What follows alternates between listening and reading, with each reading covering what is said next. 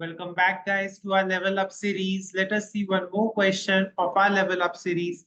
The question is the shortest subarray with sum at least k. The question says we are given with an integer array nums and an integer k. What we need to do is we need to return the length of the shortest non-empty subarray of nums with a sum of at least k. K is already provided to us in the question. If there is no such subarray exists, if there is no such subarray such that its sum is at least k, in that particular case, we are going to return minus 1. What do we mean by a subarray? A subarray is a contiguous part of an array, which you all are aware of. Now, let me explain you the question with the help of an example first of all. See, in example number 2, we were given with nums as 1, 2, and the value of k is 4. It means from this array nums, we need to find a shortest subarray with sum at least 4. What all possible subarrays are there? There can be individual one, only two, and 1 and 2 combined. Out of these three subarrays, there is no subarray with sum of at least 4.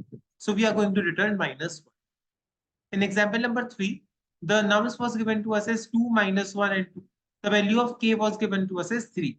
So shortest subarray with a sum of at least 3. The way possible subarrays are only 2. Its sum is lesser than 3. 2 and minus 1, the sum is 1. 2 minus 1 and 2. In this, the sum is 2 minus 1 and plus 2, which comes out to be 3, which is at least 3. And what is the size of this subarray? The size is 3. So we are going to return 3 in this particular case. What we need to return is the length of the shortest non-empty subarray. Apart from this, no other subarray is possible with sum of at least 3. So we are going to return 3 in this particular case. So I hope the question is clear to you. Now let us look at the approach of this particular question. What makes this question a bit tricky is the negative values are provided to us in the array. If negative values are not provided and only the positive values are provided, the question was a bit simple.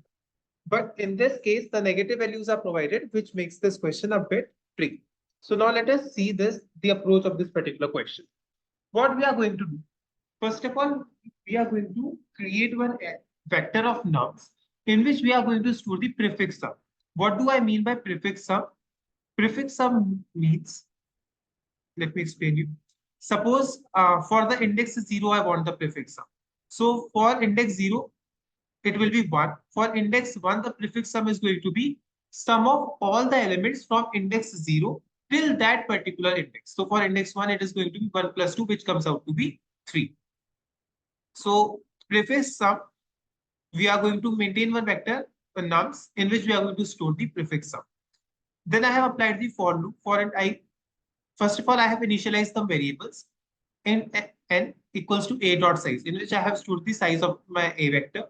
One answer variable. We need to return the shortest length of the subarray. So first of all, we have initialized answer with the maximum value, that is int max. We have maintained one deq. I hope you all are aware of deq. In a simple queue, we can pop elements and push elements from only one side. We can first in, first out. But in deq, we can pop the elements from the front as well as from the back. So this is the main thing. We have maintained one deq over here.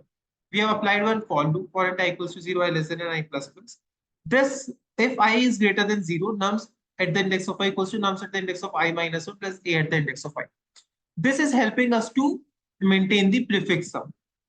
This condition. In nums vector, the prefix sum will get stored. Nums at the index of I will give the sum of all the sum from the 0th index to the I minus 1th index, and that particular index we are going to sum. So nums at the index of I will get stored with the sum of from the 0th index till that ith index. So nums at the index of I, we are maintaining the prefix sum.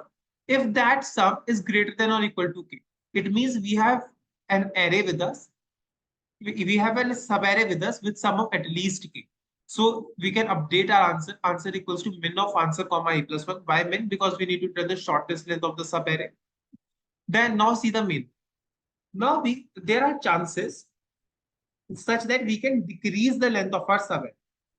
Since we want the shortest length of our subarray, so there are chances such that we can decrease the length of the subarray. So for that, we have maintained this while. while not equal to dq dot empty, if dq is not empty, and then this condition is the main condition. Nums at the index of I minus nums at the index of dq dot front. If this is greater than or equal to k, it means what we are doing is we are trying to remove the front for so that we can get the shorter answers. So if nums at the index of I minus nums at the index of dq dot front, what does dq dot front means? It means I minus 1 at the index. What does dq dot front mean? It means I minus 1. Suppose it is I is 2. So dq dot front is 1. So nums at the index of 2 minus nums at the index of 1. So dq dot front initially it means I minus 1 at the index. If that is greater than or equal to k, if both of these conditions are satisfied, what we are going to do is we are going to update our answer. Answer equals to min of answer, comma. It means we have a subarray with sum of at least k. So we are updating our answer and we are popping the element dq dot pop front. What will happen? This will help us to reach to a minimum length of the subarray for that particular index, if sum is at least k. After that, we have maintained one more while loop, while not equal to dq dot empty and nums at the index of dq dot back is greater than or equal to nums at the index of I. Why we are doing this? So that we can maintain the monotonic queue. So what will happen in this particular case is we will just pop the elements. We are going to pop the elements from the back. And once these two loops gets completed, we are going to push the ith index in our DQ. So once the for loop gets completed in our answer variable, if there is any subarray with sum of at least k, so that answer variable will contain the length of that particular subarray, that particular shortest subarray with sum of at least k. So we have applied the if answer double equals to int max, if it means there is no such subarray with sum of at least k. In that particular case, we are returning -1. Else, what we are doing is we are returning the answer, which has the length of the shortest subarray with sum of at least k. So the main thing was this while loop, the first while loop which we have applied. This was the main condition over here, which is helping us to calculate the length of the shortest subarray.